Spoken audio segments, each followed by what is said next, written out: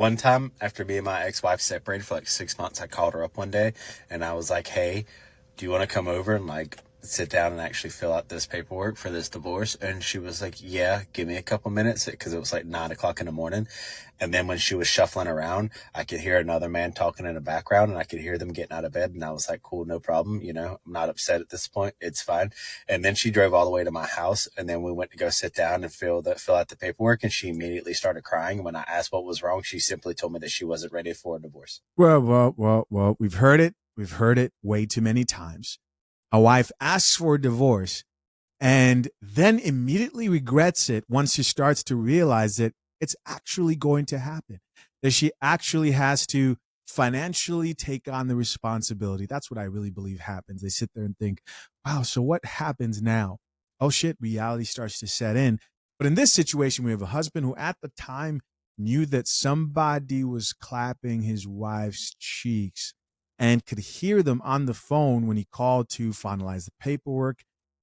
And then she wants to cry? Nah, you got to live with this regret. I have trust issues. We understand. My response was, why are you crying? I thought you were ready for this when you left, because that's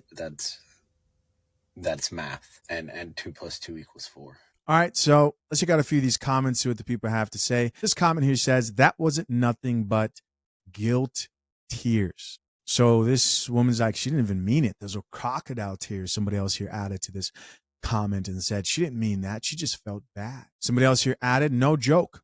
Mine cried and cried when I gave her the papers and called the affair partner 2 hours later when she thought I was asleep. Wow. Somebody else here says she wasn't ready for accountability. Here's another person that says her words say she's not ready for divorce. Her actions say she's not ready for marriage. Here's somebody else who says, wow, talk about an attempt to manipulate you, which is followed by another comment that says maybe she actually meant she wasn't ready to be financially independent. There we go. Bingo. That's it right there. That's what it is. She wasn't ready to face the reality of the consequences of what she actually did. This woman here says she wasn't ready to get out of the triangle that she created. Oh, some of y'all were up under the impression that was the first time that I knew about that guy. It wasn't. That was 6 months into the separation. About 2 weeks into the separation, I was at work one day and I got a call from a buddy of mine. He was like, hey man, what are you doing? I was like, man, I'm working. What you got going on? He's like, man, I got to tell you about something. I said, oh shit. And I'd already known, you know what I mean? I had a feeling. And keep in mind, we're 2 weeks into an 8-year marriage that separated. And we were still talking every day.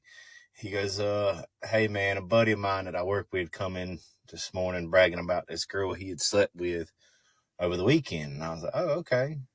Well, give me details. He was like, man, I asked for a picture of her. He's like, man, it was your wife. And that, sheesh.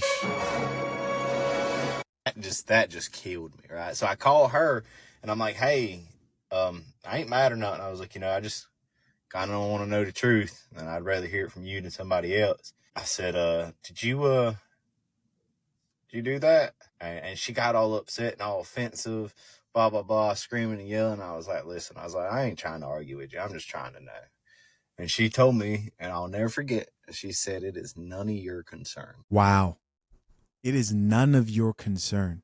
For a woman to get to the point where she's being this disrespectful, it's typically after a man and I'm not trying to blame my guy right here. I'm trying to paint a certain picture, right? But for most people, they need you to be able to walk away from them and cut them off completely and know that you are able to do that for them to really respect you, right? For her to look him dead in the eyes and say, that's none of your business, makes me think that she's been doing this. He said he had an idea and he allowed this to escalate. Now, why does this matter? It matters because, when you talk to a lot of men, they'll be there trying to fight for their marriage. But would tolerate so much disrespect to the point where the woman can't even see themselves respecting them ever again. For somebody who is later on crying about how she didn't want the divorce and has regret about initiating it, she should have been crying here and profusely asking for his forgiveness. And at that 8 years, 2 weeks later, yeah. She started hanging out with that friend that had been on more mattresses and Amazon sales. And when she started hanging out with her, I knew it was over with. I don't know why. Why do females do that? Why do y'all go to the nastiest friend you got? Like, what? I'm sorry, my man. Top comment here says it's like they all use the same playbook. Somebody else here added, yeah, man, same. So the same thing happened to this gentleman. He goes on to say, except 15 years together and she left me and my daughter for a dude 15 years younger. Also hurt in the beginning, but now I'm sitting pretty while her world falls apart. Beautiful. Beautiful. Hey, consequences are consequences. Somebody else here says the worst thing about it is that nearly at the time of separation, if not way before then, their cheating was already in place. It's just a matter of getting caught and losing the lifestyle they had in place until the new one is set up. Here's another person who says these stories are all very sad, but this guy's voice and accent is the best. Somebody else who says, be grateful she ripped the bandage off with it's none of your concern. When they lack integrity with themselves, the lack of covers their entire existence. Just please remember some of us ladies respect ourselves. This chick says, side note, can I get your curly hair routine? Yeah, man, women can't stay focused in serious conversations. Like this man's, they do this with their own conversations. I see him on TikTok. They'll be there talking about like, oh, he's cheating and he,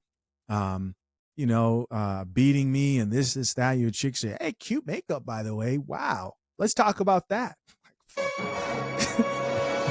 Somebody else who says, I know your pain, bro. Same here. 2 weeks in, she had a dude at the house.